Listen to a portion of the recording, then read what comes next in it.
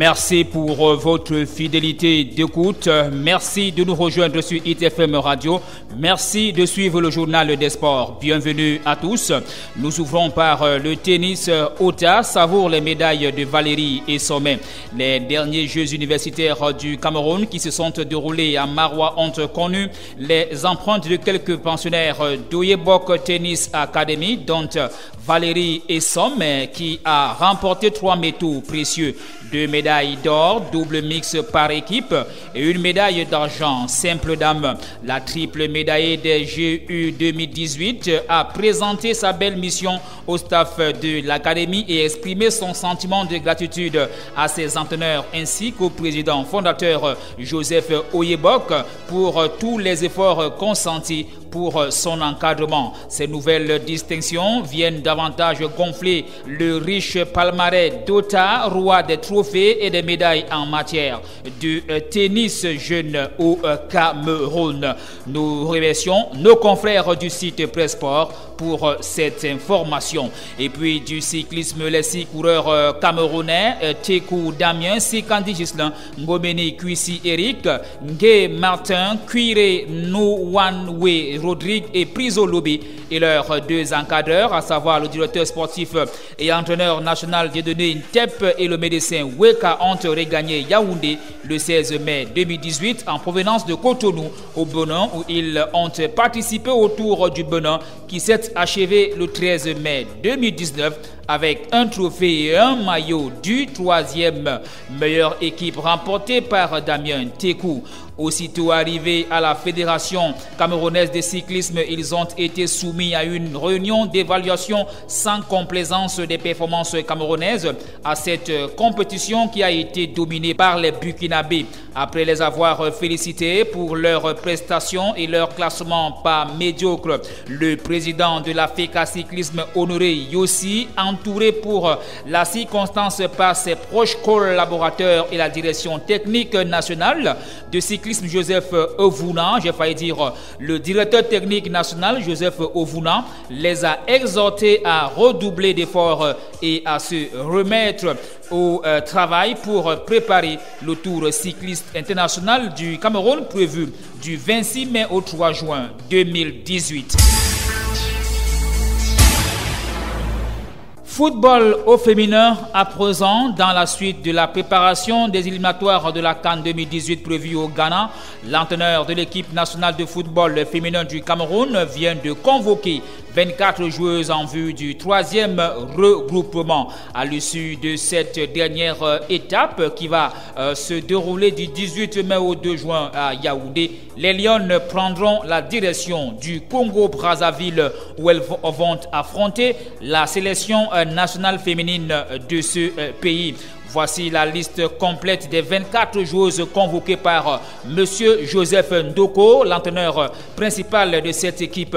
Annette Ngondom de FAP Amazon de Yaoundé, Mabingo Isabelle de Femina Star de Bolowo, Baou Ange de Social FC d'Umbam, Sonkeng Isis de la Suède, Meyong Charlène de Louvre Miprof, Mambo Lamo de FAP de Yaoundé, Abdena Thérèse, Louvre Miprof, Tcha de Guylaine, autant pour moi, Université de Douala. On rappelle que cette joueuse n'a pas véritablement d'équipe en tant que telle. Elle poursuit encore ses études à l'université, mais elle a été tout de même convoquée par le sélectionneur qui dit la suivre depuis quelques temps, où il annonce également qu'elle a été enrôlée dans plusieurs équipes, dont Fran Rolisek de Douala, mais elle a privilégié ses études. Toutefois, elle a été quand même convoquée. Et Django Siliki, Santa Teresa en Espagne, qui donc tire le diable par la queue, puisque la formation de Django Siliki est parmi les dernières équipes en première division. Du côté de l'Espagne, Ndale Emilienne Awa, fille Kouesso Jeanne, Awa, fille Liapoe Gladys, Amazon Tiadia Dolores, Louvre Miprof Bengono Catherine Lorient en France, Takunda Alexandra Éclair de Sa, Angang Michel Social FC du MAM, Ngo Mbelek Ouelva FC 7 en Espagne, Ngok Yango FC Rouen en France, Akaba Henriette, Al Jehir en Turquie, Ada Jaquette, Begistas en Turquie, Mbappé Toudi, Awa FC Bisong Louve Miprof de Yaoundé. Et bien, tel que vous le constatez, les joueuses telles que Gaëlle Deborah Nganamouit ou encore Aboudi Ongene ne font pas partie de cette liste pour le moment. Unifac, toujours en football féminin, les Lionnes encagent dans un monastère en prélude au tournoi U17 féminin de l'Unifac. Le sélectionneur camerounais de la catégorie, Stéphane Nzana, organise un stage de préparation pour lequel 25 joueuses ont été convoquées. Ces jeunes Lionnes sont attendus étaient donc attendus depuis mercredi 16 au siège de la FECAFOOT, d'où elles partiront pour le monastère des Bénédictins du Mont-Phoebe.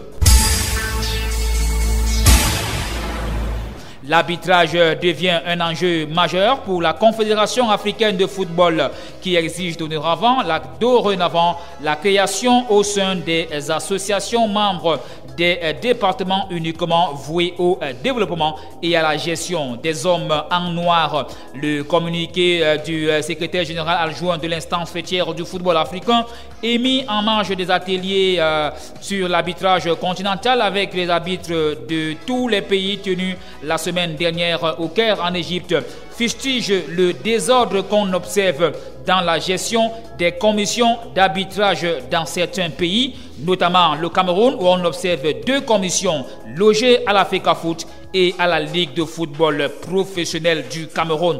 Or, d'après les statuts article 14, alinéa 1 du point G de la FIFA, la commission centrale de désignation des arbitres pour les compétitions officielles et celles sollicitées doit être sous la coupole des seules fédérations. Les ligues spécialisées ou professionnelles qui avaient des commissions d'arbitrage indépendantes de leur fédération mère, dans le cas d'espèces du Cameroun par exemple, perdent donc tout pouvoir. La CAF ne transigera pas sur cette disposition textuelle chère à la FIFA. Elite One à présent, Aigle de la Ménois se sépare de plusieurs joueurs. La formation de la cité climatique a donc mis à la porte certains joueurs qui ne donnaient pas satisfaction. Voici la liste des joueurs libérés. Atangana Amina Chikot, Dizamba Joseph Kebel, Dogbo Yersinko, Godstein Folhe, Godwin, Kenfak Donald, Koloni, Kwam Fopugi, Maso Joseph, Mbaga Ndenga, Ganchua Chapda, Owona Ndembas, enfin Temzona Stanislas. Ces joueurs, rappelons-le, ont été donc payés de leurs primes et remerciés par l'administration de cette formation. UMS de Loum, l'entraîneur Dieudonné a été limogé jeudi sur une spirale de 4 matchs sans victoire et battu par l'Aigle Royal de la Ménois 2-0 lors de la 19e journée. L'Union des mouvements sportifs de Loum s'est séparée jeudi de son entraîneur Dieudonné Ndenke, arrivé au club en janvier dernier pour succéder à Guy Bertrand Dibnang. L'ancien entraîneur de Canon Sportif de Yaoundé aura donc passé moins de 6 mois sur le banc de touche du club du Mungo. Il laisse le club après 19 journées pour un bilan de 9 victoires, 6 matchs nuls et 4 défaites seulement. Selon nos informations, son adjoint Roger Constantin Bep devrait assurer l'intérim. Jouant au téléphone, l'entraîneur Nké dit déjà être du côté de Yaoundé. Mon fils est venu me chercher à Loum en voiture. Je suis déjà à Yaoundé, a-t-il lancé au téléphone. À Banjoun, le capitaine à la retraite Joseph Feutieux a réaménagé le staff technique de sa formation.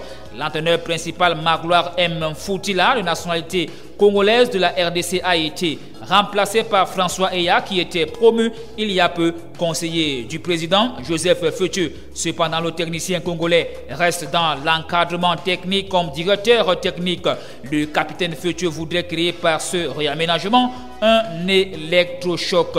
Son club reste sur pratiquement 4 rencontres d'affilée sans victoire. Sa plus sombre série, Feutieux a dégringolé au classement pour se retrouver à la 9e place avec 27 points seulement. Et puis, c'est quelques informations pour les rencontres en retard disputées. C'était jeudi dernier. Eh bien, on rappelle très rapidement que Coton Sport a été tenu en échec à Garoua par la Colombe du Sud sur le score de 2 buts partout. À Yaoundé, Yafoot a surpris Fovu de Baham en battant cette formation de l'Ouest Cameroun sur le score de 1-0. Et puis, classement FIFA, on le disait déjà hier, le Cameroun est 50e. Voici donc les 10 meilleures nations africaines. Première Tunisie, 2e Sénégal, 3e RD, 4e Maroc, 5e l'Égypte, 6e Nigeria, 7e Cameroun, 5e mondial, le Ghana est 8e, le Burkina Faso est 9e et puis enfin le Cap-Vert est 10e, rappelons-le, africain pour ses formations. Et puis rapidement, toujours à l'étranger, donc Léandre Tawamba termine la saison par un but. Léandre Tawamba a terminé donc sa saison en affolant les compteurs. L'international camerounais a marqué pour l'ultime rencontre de son équipe en championnat contre le FK Spartak Subotica. Les Belgrades se sont imposés 2-0 avec des réalisations de Pantiche, 3e et du Camerounais à la 28e minute à l'occasion de la 37e et ultime journée. L'ancien attaquant de l'Union de Douala et de Aigle Royal de la Ménois porte à 22 son total de buts cette saison. Cette victoire permet aux partisans de consolider sa 2e place au classement, synonyme de qualification pour les barrages de la Ligue Europa.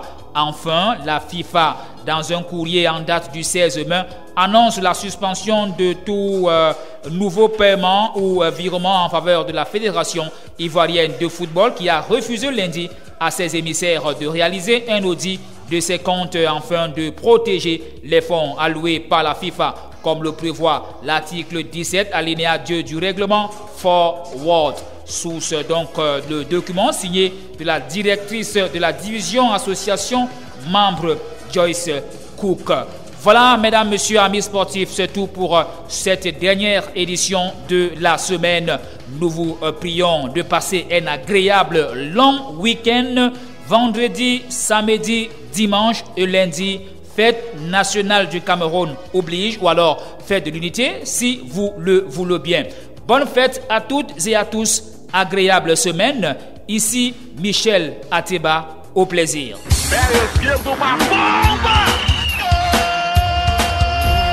L'actualité des sports.